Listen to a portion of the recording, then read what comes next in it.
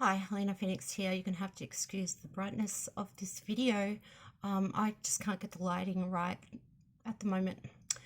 And if I turn the light away, then it's just too shadowy and shady. But how I look on this video isn't what this video is about. I just wanted to mention that I just wanted to do like a blanket public announcement that I have deactivated my Facebook account, and I didn't want my friends and family and clients to think that I've blocked them. I've deactivated my Facebook at this time because of all the polarizing opinions and just all the the madness at the moment. And I really didn't want to be steered and influenced by it, and it was starting to influence me. I guess it's no difference to sitting down in front of the TV and having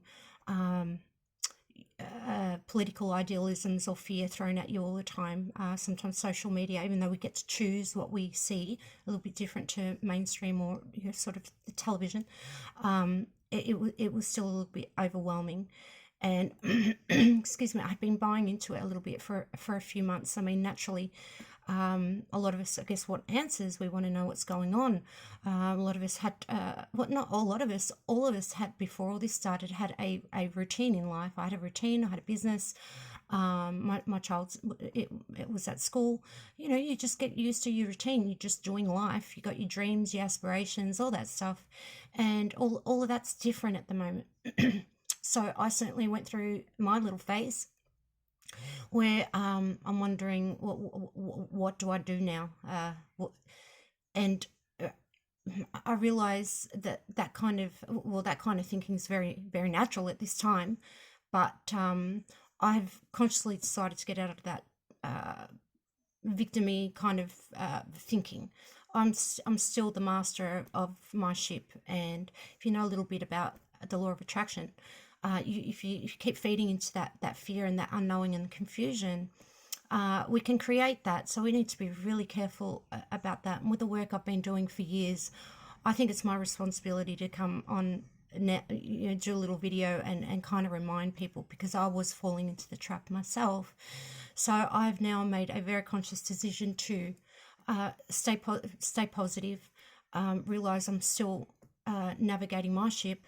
And we're all kind of forced a little bit now to self-govern a little bit. And I'm in a good position, but again, I wasn't immune to all the fear and all the confusion as well. But yes, I've consciously decided to move away from that. I'm unplugging from social media. I'll keep YouTube as a platform. Considering I've got new business developing and all that, which I think would be really quite congruent with everything that's happening right now. So I wanted to pop on here and mention about staying inspired and creative. And that's what I was forgetting to do. I heard a really good analogy the other day. And look, anyone that's feeling this fear at the moment, the uncertainty, that what the hell's going on, am I going to get sick? My heart goes out to all the people that have lost businesses, people that can't visit family. If it's not fear of catching something, there's a lot of peripheral problems that we're facing at the moment. And I have again decided to sort of look at those things directly, and instead of being in that victim thinking where again, it's kind of like a bridge where we're on the bridge, we're wondering where we go now. We've gone from routine and the old life to something, a complete uncertainty. And I'm just wondering, this just a little idea, that during this time of uncertainty, where this could be the time of opportunity as well. This could be the opportunity to heal. This could be the opportunity for people in our lives that we could be asking for forgiveness for. We could be reconnecting with people. I mean, there's a lot of opportunity here. If you stay in that fear, confusion vibration, we are not serving ourselves or our families. I might be a little bit early to the party feeling this way. And I hope this is like planting a little seed. Again, I know how hard it is for everybody. We've all lost something. We've all experienced something big from this, some more than others. And my heart goes out to those where it's the more than others. You know, there's people I've heard of that, you know, bought a million dollar gym, and within months lost it all.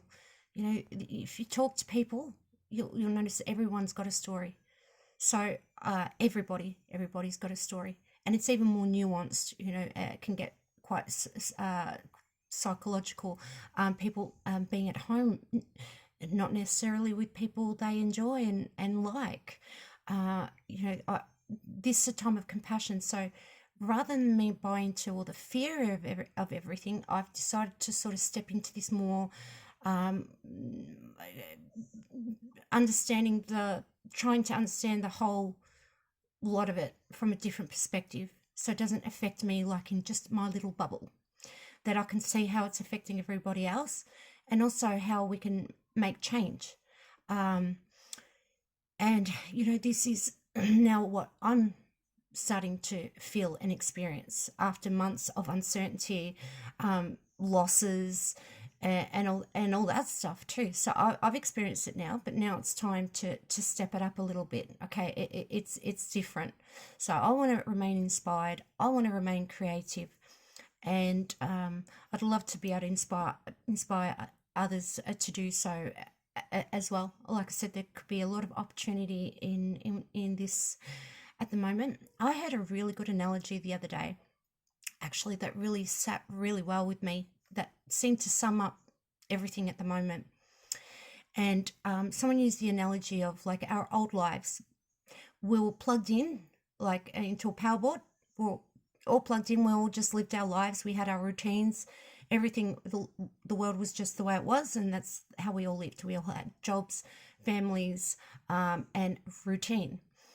All that got unplugged, and we're all kind of in limbo at the moment. So where do we plug into again? People that have lost jobs, businesses, you know, I can give many examples. So we're all kind of in that limbo as to where do we plug into now? What is the future? And that unknowing is what's causing fear and doubt and confusion in so many people, which is totally understandable. To feel a feeling of loss and of trauma even is very, very natural. People experiencing this in their homes, you know, for me, I can't help but wonder, especially my counselling side, but I can't help but I feel for people that are in homes with people that don't necessarily enjoy or like, and how difficult it must be for them.